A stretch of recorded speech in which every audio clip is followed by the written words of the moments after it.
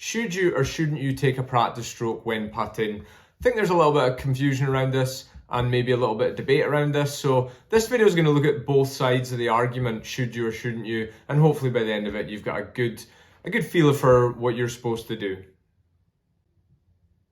First of all, I'm going to look at the arguments against taking a practice stroke. And I think one of the best ones I've heard is the fact that it can take our focus away from the target.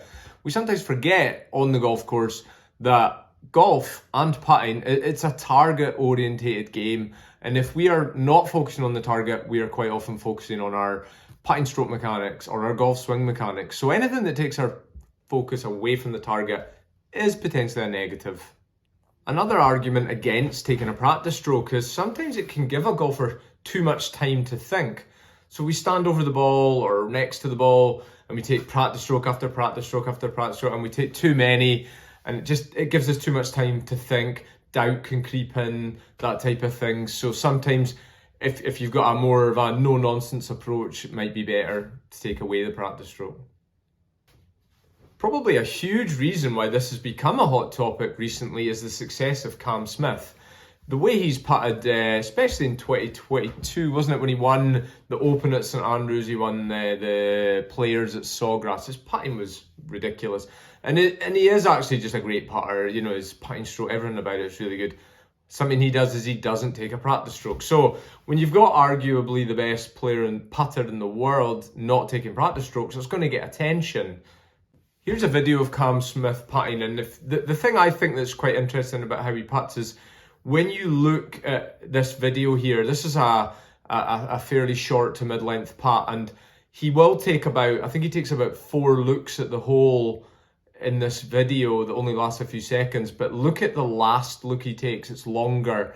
He is very focused on the target, and he's talked about this, and I've heard, I don't know if he said this, but I've heard that the last look is like equated to the length of the putt. So it's almost like he's focusing on how long the ball's going to take to get in the hole and dropping in the hole. And so a longer putt, he has an even longer look. So it is a very feel-based approach to putting that clearly works for him, and it's worked under the most pressure. He's putted amazing at pressure putt time. So have a look at this video and really look. So there's obviously no practice strokes, but if you look at is the last look, it's a little bit longer than the other ones. That's him really focusing on his target.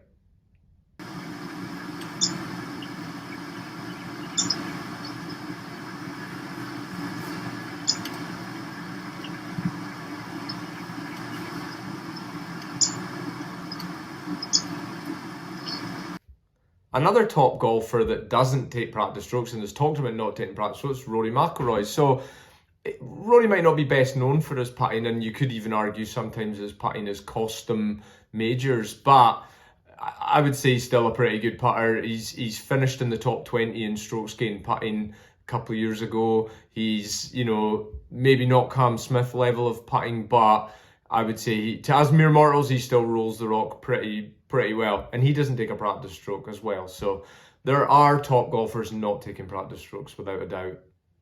So now looking at the arguments for taking a practice stroke, and I think before we argue that, there's more than just one type of practice stroke, and to simplify as much as possible, I'd say there's 2 major types. So one type might not technically be practicing as much, it's more of a tension reliever, and you know, Tiger Woods, I would say that's what his practice strokes are like.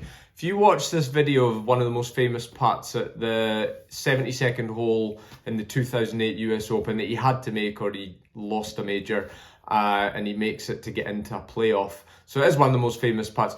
Watch what he does before he putts. They're not so much practice strokes, they're like, it equates to like a waggle, and for full swing, it's more of a tension reliever, and he's not the only one that does that. So you could sort of argue it's not even really a practice stroke, but you know, it is a type of practice stroke in my opinion, and I would say it's more about just relieving tension. But he might, I can't speak for him, he maybe is taking these and thinking that he's getting a feel for how sort of hard he's going to hit the ball, you know, something like that. So it's definitely, I would say, a type of practice stroke, although it could be argued it isn't. But anyway, watch this video and you'll get an idea of what I mean.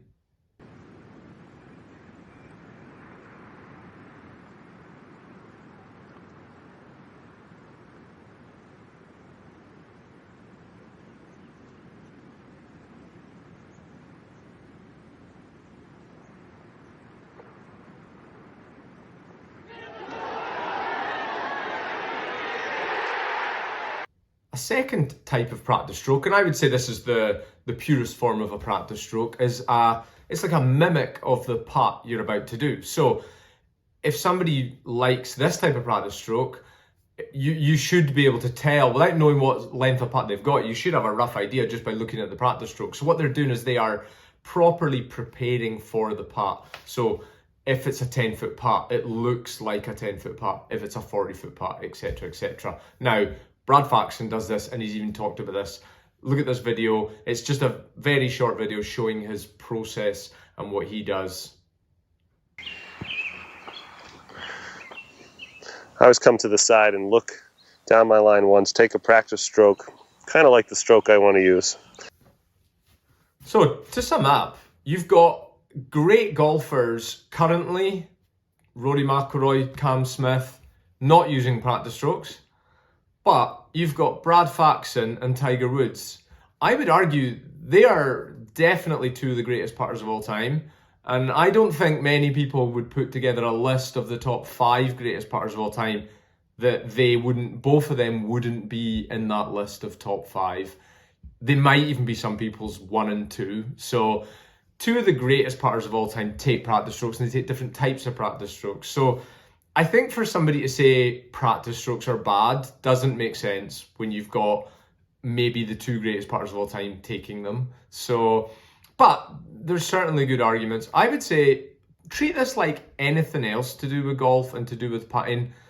What's happening? If you putt well taking a practice stroke, keep doing it. If you're putting poorly, maybe change and try not taking a practice stroke. Vice versa. If you're not taking a practice stroke and putting well, why would you start taking them? So golfers have to find what's right for them. Golf's an individual sport, and it is very individual. I would actually avoid the advice of anybody who tells you these type of things are one way or the other. You must take a practice stroke, or you must take a practice stroke, but it has to be the tension reliever, or it must be the mimic, or you must not take a practice stroke.